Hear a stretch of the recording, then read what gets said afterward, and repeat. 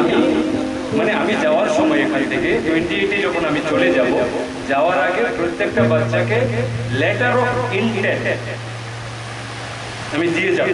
What is the meaning of letter of intent? Letter of intent means it's an assurance from my company that once we agreed, it has been taken care of. This is called letter of intent.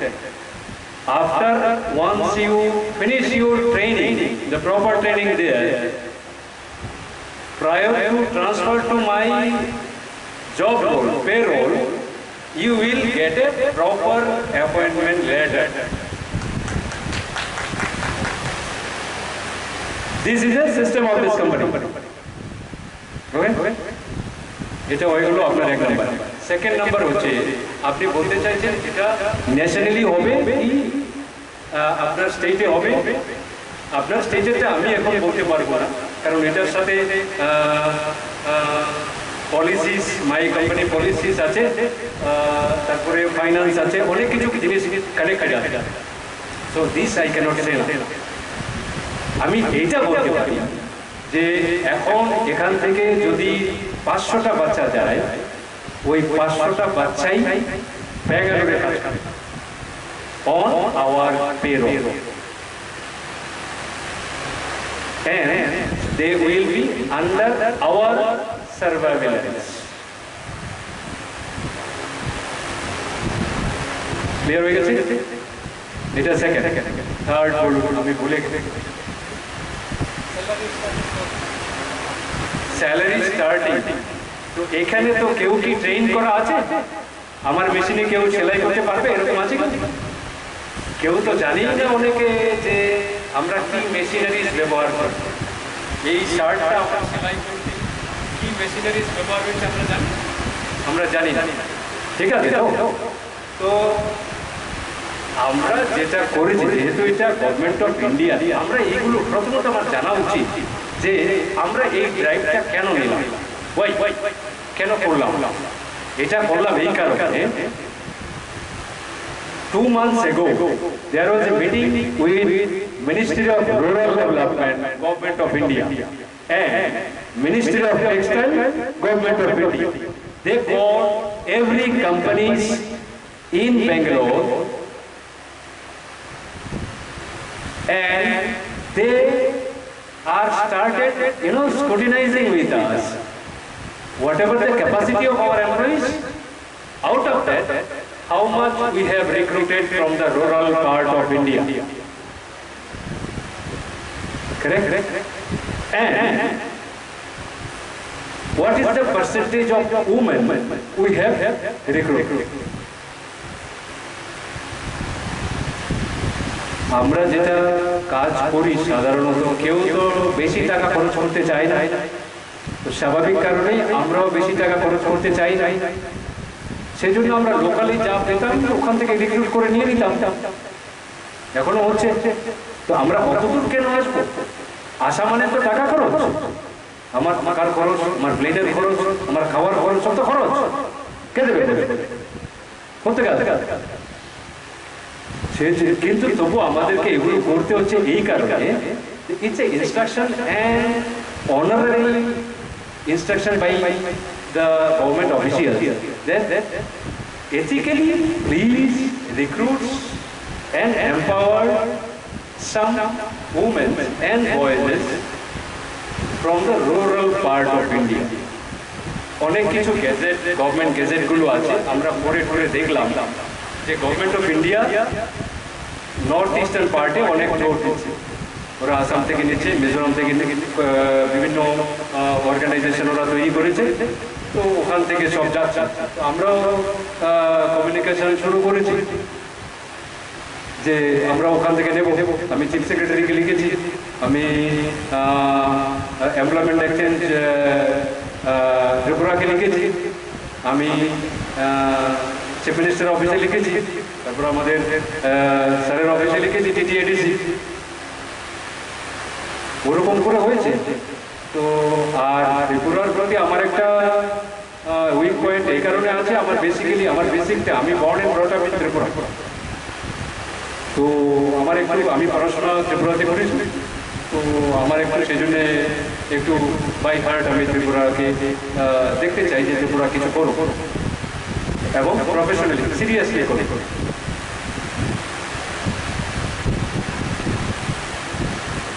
আমি কিছু বলে কোনো কন্ট্রোভার্সিতে আমি যেতে চাই না, কিন্তু আমি দেখেছি যতটা রিজাইনই গেছে ইয়াং জেনারেশনের জন্য কেউ কিছু করে, মেয়েদের জন্য সরাসরিভাবে কেউ কেউ করতে চায় না।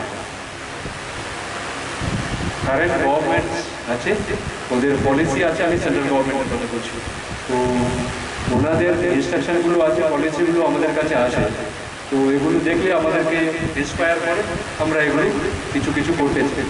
That was the reason this drive for. এখানে শুধু যে আসবো নিয়ে চলে যাবো, আমি অত দূর আসবো কেন আসবো, ঠিক আছে?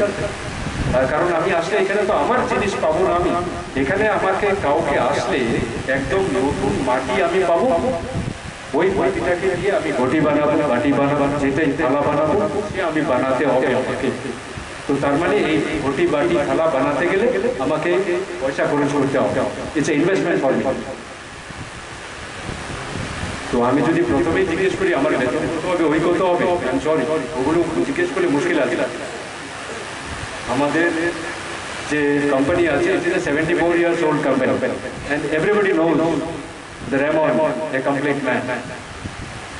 আমাদের কোনো কন্ট্রোভার্সি থাকে না, আমরা এগুলো পছন্দ করি না, এগুলো কেউ করে।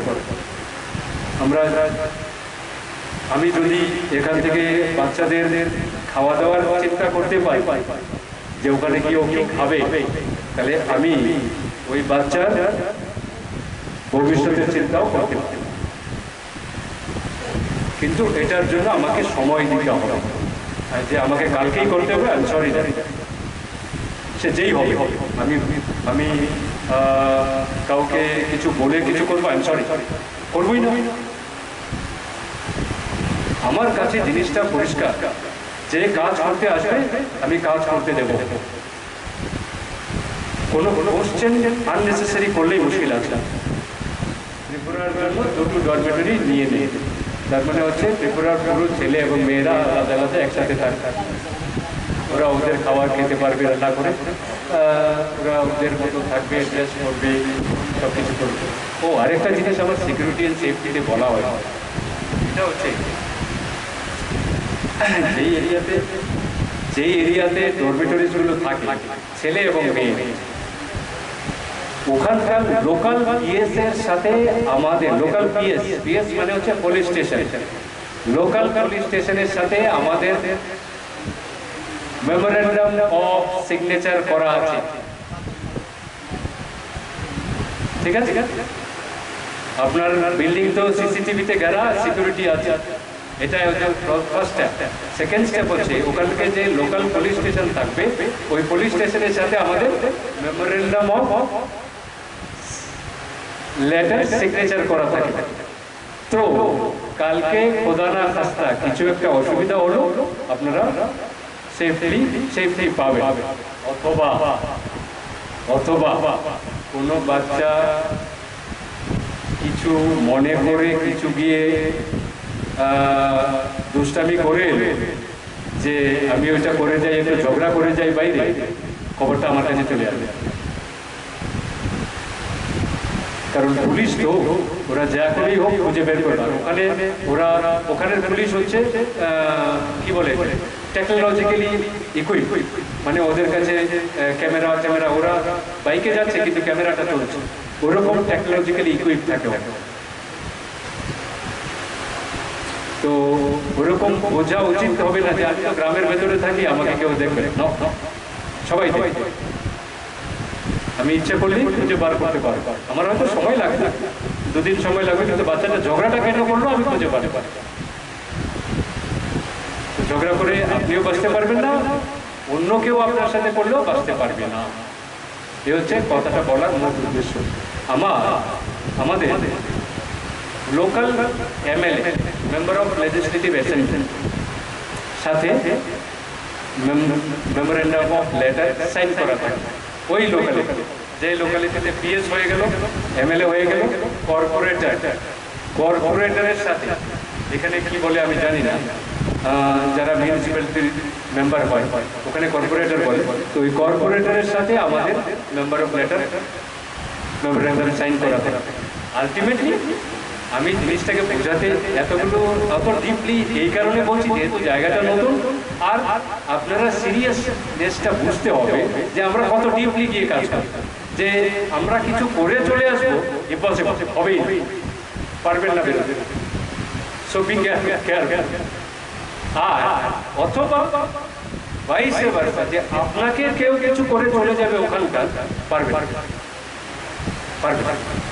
Impossible. So ultimately, overall way, you are intact in the security and safety. Only thing is, you have to keep yourself planned and disciplined, and working every day. That's all you have to have. बस এইটুকুই রাখতে হবে, বস তারপরে তো হয়েই গেল। 21 days CL থাকে, EL sorry 21 days EL আর leave বছর, ঠিক আছে, 21 days থাকে। তো 21 days আপনি বছরে আসতে পারেন। কিছু কিছু সময় থাকে যখন আপনি ছুটি পাবেন না, যেরকম ওখানে হচ্ছে ওখানকার ওকেশনাল সময় হচ্ছে গণেশ চতুর্থী, ওই সময় আপনি ছুটি পাবেন। তো তারপরে এখানে বোধহয় দুর্গাপূজা হলে ছুটি চাইবেন আপনি, যে আমি দুর্গাপূজায় যাবো, আসতে পারে আফটার ইয়ার, এক বছর পরে, ঠিক আছে। তো ওইগুলো টিকিট কি করে করবেন কি না করবেন, এটা আমরা ওই যে কমিটি একটা বানিয়ে দেব, ওই কমিটিটা হ্যান্ডেল করবে ডে টু ডে আমাদের সাথে। আপনারা রিকোয়েস্টটা দেবেন ওখানে যে আমার একটা টিকিট চাই ওই ডেটে, ওই কমিটি আমাকে দেবে, আমি সঙ্গে সঙ্গে ওইটাকে, আমি নয় মানে আমার অফিসের লোকেরা ওই সঙ্গে সঙ্গে ওইটার উপরে অ্যাকশন করিয়ে দিই। কিন্তু once you are in a payroll, everything is cost, তখন ফ্রি কিছু থাকবে, যেরকম ট্রেনিং 30 ডেজে আমি খাওয়ার তো ফ্রি দিচ্ছি, থাকাটা ফ্রি দিচ্ছি, ট্রান্সপোর্টেশন ফ্রি, কিন্তু যখন এটা পেরোলে যাবে তখন খাওয়া কস্টলি, আপনার বেতন থেকে যাবে, কত যাবে সে আমি বলে দেবো, আপনার ট্রান্সপোর্টেশন যাবে, আপনার থাকা যাবে না, অ্যাকোমোডেশন যাবে, অ্যাকোমোডেশন অলওয়েজ, আপনার ট্রান্সপোর্টেশন যাবে, কত যাবে, এটা হচ্ছে নমিনাল কস্ট, মানে আজকের দিনে আমি পেট ভরে একটা বাচ্চাকে খাওয়াই 7 রুপিস, মাত্র 7 টাকা পেট ভরে খাওয়া। তো এই 7 রুপিস আমাকে দিতে হবে, এটা আমি বেতন থেকে অটোমেটিকলি কেটে যাবে। এটা হচ্ছে যখন জিনিসটা পে রোল হয়, মানে আপনার 3 মান্থ, তার মানে অন এন অ্যাভারেজ এটা আছে 720 or 780 rupees a person. Dormitory no cost, আপনাদের যে স্যানিটারি জিনিস আছে এটা 10 রুপিস, এটাও চলে যাবে। বাকি রইল মেডিসিনস অ্যান্ড অল, এগুলো as per the doctor prescription and all, যেটা ভেতরে আছে সেটা আপনি ফ্রি পাবেন, যেটা ভেতরে থাকবে না সেটা কিনতে হবে, এটা আপনি আপনারা স্টেট ইন্স্যুরেন্সে কভার করা থাকবে। তো তাহলে আপনাদের সাংঘাতিক কোনো শরীর খারাপ হলে এটা ইন্স্যুরেন্স কোম্পানি খেয়াল রাখবে, টাকা পয়সা আমাদেরও করতে হয় না, এটা ইন্স্যুরেন্স কোম্পানি, কারণ আমরা ইন্স্যুরেন্স কোম্পানিকে একসাথে দিয়ে করিয়ে রাখি, তো এটা আপনাদের এটা ওই ইন্স্যুরেন্স কোম্পানি খেয়াল রাখবে। আলটিমেটলি জিনিসগুলো এইভাবে হয়। বাকি রইল প্রভিডেন্ট ফান্ড, আর মাস আপনাকে প্রভিডেন্ট ফান্ড অ্যাকাউন্ট থাকতেই হবে, মানে আমরা করাবো, তো সেজন্য প্রপার আধার কার্ড থাকতে হবে with correct name and correct address with a pin code, এটা খুবই জরুরি। নয়তো প্রভিডেন্ট ফান্ডে অ্যাকাউন্ট খোলা যাবে না। আজকাল এগুলো সব অনলাইন নাই।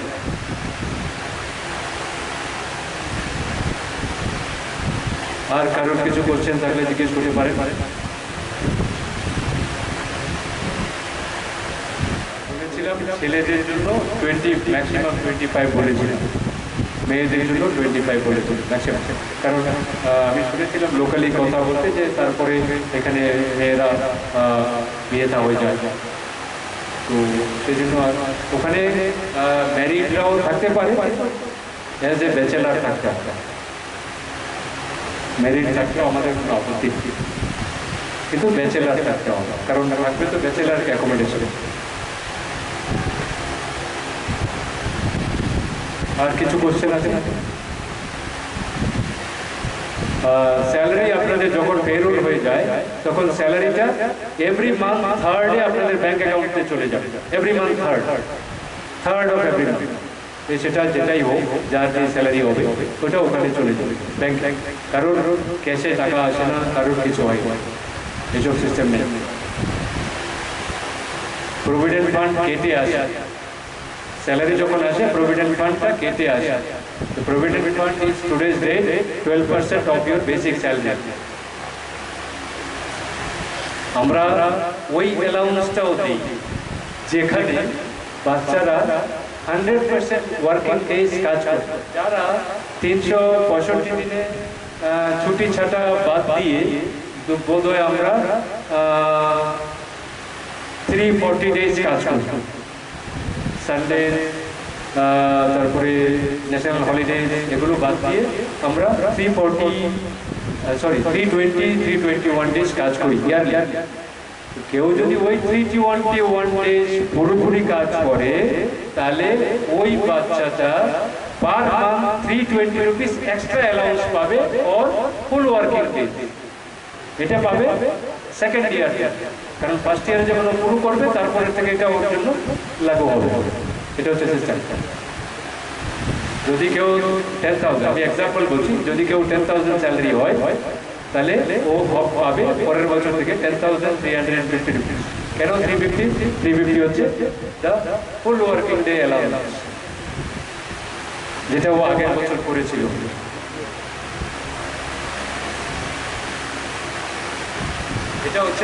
এটা আমরা কেন করি? এটা করি আমরা বাচ্চাদেরকে এনকারেজ রাখার জন্য, যে ওরা যেন সময়টা আজে বাজে নষ্ট না করে। কারণ ওরা ছুটি নিয়ে ঘুরতে যাবে বা এমনিতেই বাড়িতে বসে থাকবে, শরীর খারাপ ছাড়া আড্ডা দেবে না করে কমসে কম টাকা তো রোজগার করো। ওই জন্য আমরা ওই টাকাটা ঠিক হচ্ছে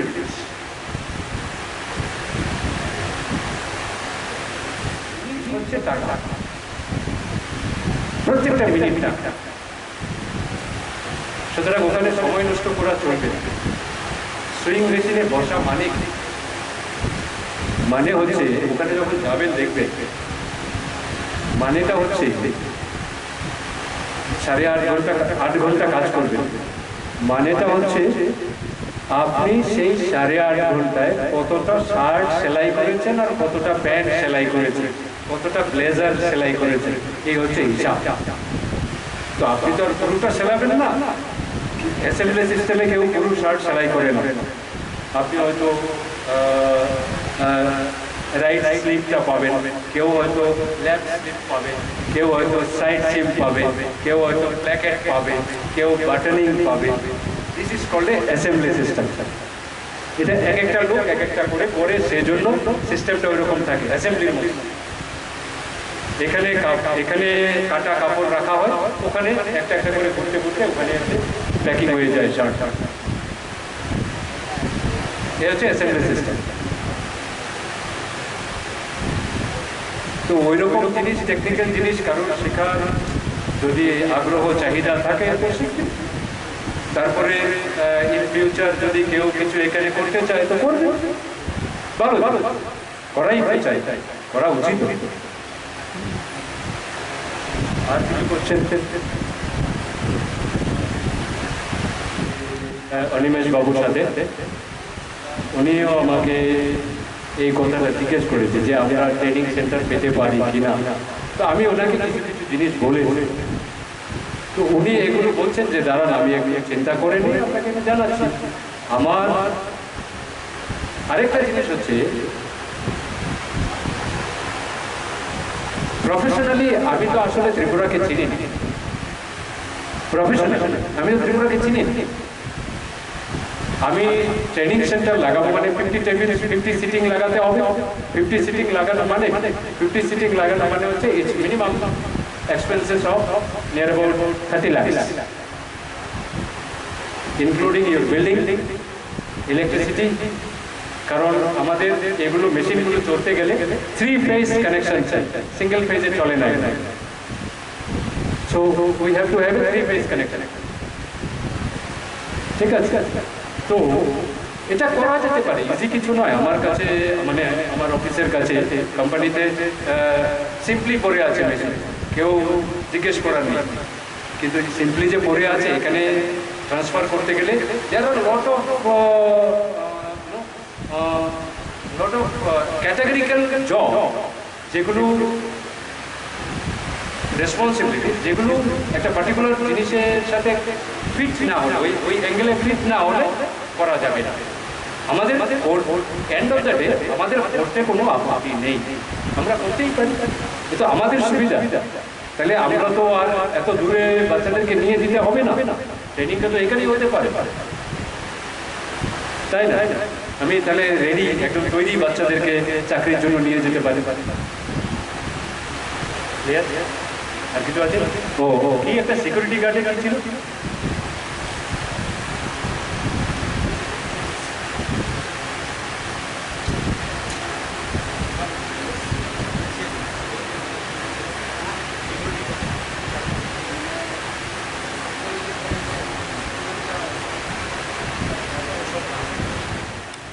আমরা এখন এটাকে একটা চার্ট বানিয়ে দেব, ঠিক আছে? একটা আমরা ওখানে প্যারেন্টসদের ফোন নাম্বার থাকবে, ওই চার্ট ওই লেখা আছে ওখানে, ওখানে প্যারেন্টসদের ফোন নাম্বার দিতে হবে, ঠিক আছে? কোনো বাচ্চাকে দেখে যদি আমার কিছু মনে হয়, আমার পাওয়ার থাকবে, ওই বাচ্চার বাবা মাকে আমি এখন ফোন করে জিজ্ঞেস করব, আমার যদি মনে হয়, এটা আমার ইচ্ছের উপরে নেই, মানে আমার কথা আমার অফিসের ইচ্ছের উপরে নেই, ঠিক আছে? তো সেই জন্য এটা রাখতে হবে। আর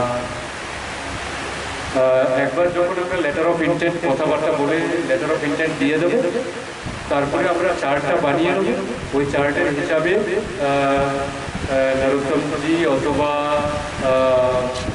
টিটিএডিসি যে করেই হোক, যেখানে আমরা এটা কথা বলবো, ওখানে একটা টিম তৈরি হবে যে আপনাদের ট্রান্সপোর্টেশনটা দেখাশোনা করবে। টাকাটা রেমন্ডস থেকে আসবে, কিন্তু এটা খরচটা ঠিক জায়গায় হচ্ছে কি না এটা দেখতে হবে। আমরা টিকিট বানাবো, এখান থেকে গভর্নমেন্ট থেকে বলবো যে রেলওয়ের সাথে কথা বলে পুরো কম্পার্টমেন্ট বুক করিয়ে দিয়ে, তাহলে কি হবে, ইজিলি যেতে পারবে। আপনাদের যে 2 দিন সময় লাগবে বা 1 দিন সময় লাগে, যেটাই লাগবে, ওইটার যে দিয়ে খরচ হবে, মানে আপনাদের খাওয়ার খরচ, ওইটাও কোম্পানি দিয়ে যাবে, এটাও আমার কোম্পানি দিয়ে যাবে। তো আপনার ট্রেন ফেয়ার হয়ে গেল, আপনার খাওয়ার খরচের টাকা হয়ে গেল, ঠিক আছে? তো এটা আমরা দিয়ে যাবো, কিন্তু এটা প্রপারলি ইউটিলাইজ হতে হবে, and we need this record, কী করে হলো। তো ওখানে যখন আপনারা পৌঁছাবেন, তো ওখানে স্টেশনে বাস থাকবে, আমাদের যে ফ্যাক্টরির বাস আছে, ও বাস আপনাকে ডরমেটরি নিয়ে চলে যাবে। তারপরে ওখানে গেলে সেখান থেকে পরের দিন ওরা টেক ওভার, মানে আমার সিকিউরিটি গার্ড আছে, হোস্টেল ওয়ার্ডেন আছে, কমপ্লায়েন্সের লোক আছে, এইচআরের লোক থাকবে, সবাই আপনাদেরকে টেক ওভার করবে।